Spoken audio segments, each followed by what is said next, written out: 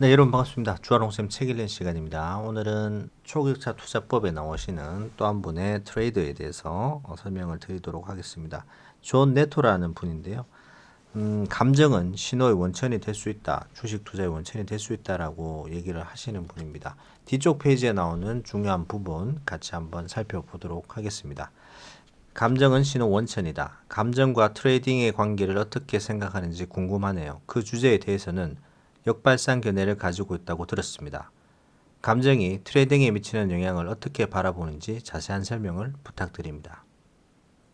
감정은 우리의 적이 아니라 친구입니다. 우리의 기분은 신호 원천으로 사용하기 좋습니다. 마침 예로 들기에 적당한 트레이드가 있습니다. 2015년 9월에 S&P가 출렁이다가 박스권을 뚫고 8월 비교적 저점 구간으로 급락했습니다. S&P가 무너질 거라는 동물적 감각이 엄습하더군요. 미니 S&P 500에 대해 200계약 쇼트를 잡았습니다. 사실 아주 많이 버거운 규모이긴 했습니다. 지금 나의 감정 점수는 몇 점인가? 이 질문은 내 트레이딩 프로세스의 한 과정입니다. 지금 두려운가? 지나치게 탐욕스러운가? 아니면 두 감정 사이에서 균형을 유지하고 있는가? 이 매도 포지션은 감정 스펙트럼의 한쪽 극단에 해당했죠. 과한 탐욕이었죠. 지금의 나는 리스크 관리를 얼마나 중시하는가라는 질문에 전혀라는 대답이 나왔죠. 프로세스를 따르지 않은 채로 덥석 매도 포지션을 잡는 건 거저먹기나 다름없다고 느꼈던 겁니다. 그 사실을 깨닫고는 바로 그 포지션을 전부 정리했습니다. 내가 최고의 포지션을 취하는 건 마음이 불편할 때입니다. 트레이드에 들어갈 때는 내 몸이 얼마나 긴장하고 있는지를 가늠합니다. 초점도 유지하고 싶고 초조한 마음도 어느 정도 유지하는 게 좋습니다. 포지션이 내가 원하는 방향대로 가고 내가 안도의 한숨을 내쉰다면 그건 시장이 조만간 반전될 수도 있다는 경고 신호입니다. 가령 금을 1,500달러에 샀는데 바로 1,530달러로 올랐다고 내가 성공이다. 더 오르기 전에 조금 더 사놓는 게 좋겠어 라는 느낌이 든다면 장담하건대 순식간에 1,518달러로 되돌아갈 겁니다. 아이러니하군요. 네토 씨는 긴장하고 초조할 때 포지션을 더 추가하신다는 거니까요. 확신했을 때가 아니라고요. 맞아요. 그겁니다. 나는 트레이딩의 감정을 전적으로 배제하라고 조언하는데 네토 씨가 보기에는 잘못된 조언일 수도 있겠네요. 세상에나 왜 그래야 한다는 거죠? 그렇게 쓸모있는 신호 원천을 무시하다니요. 하나만 선택해야 한다면 슈에거 씨가 아는 중에 가장 성공한 트레이더의 트레이딩을 모방해야 할까요? 아니면 가장 실패한 트레이더의 트레이드를 보고 정반대로 해야 할까요? 나라면 가장 무능한 트레이더와는 정반대로 매매하는 쪽을 선택합니다. 좋은 트레이더일지라도 꾸준하게 수익을 내기는 힘들지만 실력 없는 트레이더가 꾸준하게 돈을 잃는 건 전혀 어렵지 않습니다. 실력 없는 트레이더의 특징이 뭐라고 생각하시나요? 프로세스가 없다는 겁니다. 기분 내키는 대로 결정하고 믿을 수 없을 정도로 충동적이에요. 그게 그들이 패닉에는 휘청거리고 고점에 사서 저점에 파는 이유지요. 내가 트레이더들에게 감정을 배제하고 트레이딩 하라고 말하는 건 감정에 좌우되는 트레이더는 대체로 잘못된 결정을 내려서거든요. 그런데 네토 씨의 말을 들으니 가장 무능한 트레이더의 상징은 그러니까 귀중한 지표는 네토 씨 본인의 감정적 극단을 파악한다는 것이군요. 맞습니다. 자신의 감정 상태를 이해하고 일지에 기록해야 합니다.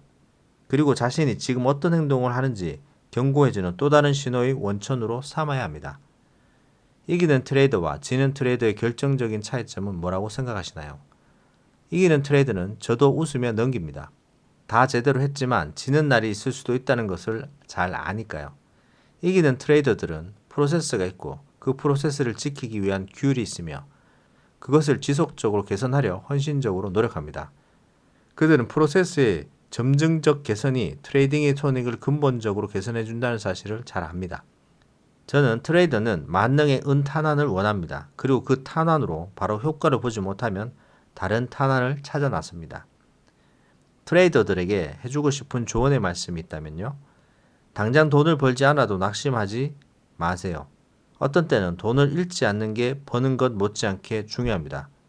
프로세스를 지키는 리스크 감수는 성공으로 이어지지만 충동적 리스크 감수는 후회의 지름길입니다. 네토 씨는 본인의 성공한 원인이 뭐라고 생각하시나요? 내가 좋아하는 요일이 월요일이라서요. 자기가 하는 일을 사랑하면 성공도 따라옵니다. 나도 그렇고 내가 인터뷰한 많은 시장의 마법사들도 트레이딩에서는 감정을 철저하게 배제해야 한다고 충고한다. 그러나 존 네토는 반대이다. 그는 감정이야말로 트레이더들에게 쓸모있는 도구가 될 수 있다고 도발적인 견해를 가지고 있다. 그와 다른 마법사들의 조언이 창과 방패 같다고 생각할 수 있지만 실제로는 다를 게 전혀 없다. 감정이 트레이드 결정에 악영향을 미친다는 사실은 네토도 인정한다. 그는 잘못된 트레이드 결정을 하게 만드는 감정 상태를 파악해서 경고 신호의 원천으로 삼으려고 노력한다. 네토는 본인이 감정적 극단에 치우치지 않았는지 언제나 조심스럽게 주의한다. 감정적 극단이 트레이더 결과에 악영향을 주는 것은 그도 다른 트레이더들과 마찬가지이므로 그는 감정 신호를 파악해 즉시 자신의 포지션을 정정한다. 예를 들어 트레이드에 진입하자마자 시장이 갑자기 우호적으로 움직이고 이건 확실하게 성공이야. 가격이 더 나가기 전에 포지션을 늘려야지 하는 생각이 드는 즉시 그는 포지션을 청산한다. 트레이더들은 대부분 펀더멘탈 분석이나 기술적 분석 어느 한쪽에 편향해서 트레이딩을 하지만 몇몇 최고의 트레이더들은 둘을 혼용한다. 네토는 기술적 분석과 펀더멘탈 분석의 시너지 효과를 잘 보여준다. 네토는 시장의 지배적 서사, 즉 시황을 파악해서 매수 포지션을 잡을지 매도 포지션을 잡을지 결정하는 데 응용한다. 이렇게 펀더멘탈과 관련된 의견을 수립한 후에는 기술적 분석을 통해 시장 진입 지점을 잡는다. 대개는 그가 시장의 전반적 추세라고 판단하는 지지와 저항 수준 내에서 대응법을 마련할 때 사용한다. 그의 트레이딩 방법론에서 또 다른 핵심은 이벤트 트레이딩이다. 그는 연준 발표와 정부 보고서처럼 예정된 이벤트는 물론이고 예상하지 못했던 이벤트에 대해서도 트레이딩한다. 네토의 말에 따르면 성공적인 이벤트 트레이딩을 위해서는 해당 이벤트가 뜻밖인지 아닌지 파악하는 눈을 길러야 한다. 그는 발표된 이벤트가 시장이 기대와는 반대로 나왔을 때만 트레이딩에 진입한다. 이런 이벤트 트레이딩에는 체결 속도가 가장 중요한데 보통 이런 깜짝 이벤트에 대해서는 시장이 워낙에 빠르게 역동적으로 반응하는 편이기 때문이다. 네토는 이런 문제를 해결하려 이벤트와 관련된 보도 내용 등을 읽고 트레이딩의 방향을 결정하고 또한 적절한 트레이더를 찾아서 밀리세컨드의 속도로 체결하는 소프트웨어 프로그램을 자체적으로 개발했다. 프로그램이 작동하려면 네토는 예정된 이벤트 보도가 나오기 전에 가능한 시나리오를 설정하고 점수를 매겨서 트레이딩의 방향을 미리 정해두어야 하는데 이는 고강도 작업이 요구되는 일이기도 하다. 이런 프로세스를 통해 신속하게 주문 체결이 가능해진다. 그리고 만약 그의 분석이 옳았다면 이벤트의 반응에 시장이 나중에는 반대로 움직일지라도 일단 그는 먼저 시장에서 상당한 이익을 챙겨 빠져나올 수 있다. 손실, 특히 큰 손실을 본 트레이더는 어떻게든 같은 시장에서 빨리 돈을 만회하려는 욕심에 같은 시장에 재진입하고 싶다는 강박적인 충동에 사로잡힌다. 유혹을 이겨내야 한다. 신참 트레이더 시절에 네토는 S&P 매도 포지션을 잡았다가 크게 손실이 났다. 하지만 처음의 포지션은 잘못된 트레이드가 아니었다. 방법론을 철저히 지키며 잡은 트레이더였고 시장의 전체적인 방향을 잘못 읽었을 뿐이었다.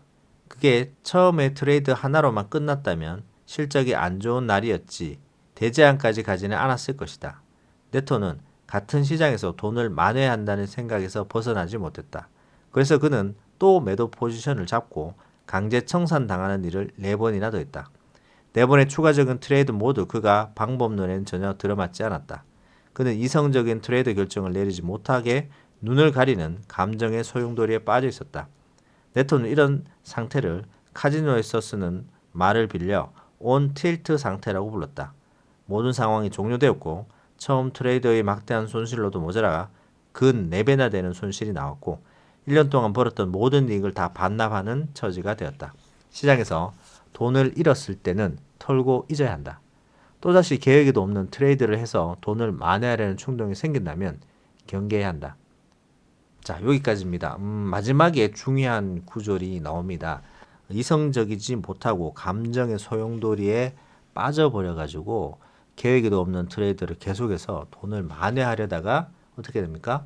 충동적인 결정을 해버려가지고 버는 돈을 다 잊어버리는 그런 불상사가 존 네토에게 있었다라는 것을 얘기를 해주고 있고 감정의 어떤 극단에 있는지를 파악을 해가지고 지금 내가 탐욕적인지 아니면 공포감을 극단에서 느끼고 있는지를 잘 활용해서 투자에 활용을 한다고 하니까요. 여러분들도 이거 참조하셔서 투자에 도움이 되셨으면 좋겠습니다. 오늘은 여기까지 하도록 하겠습니다.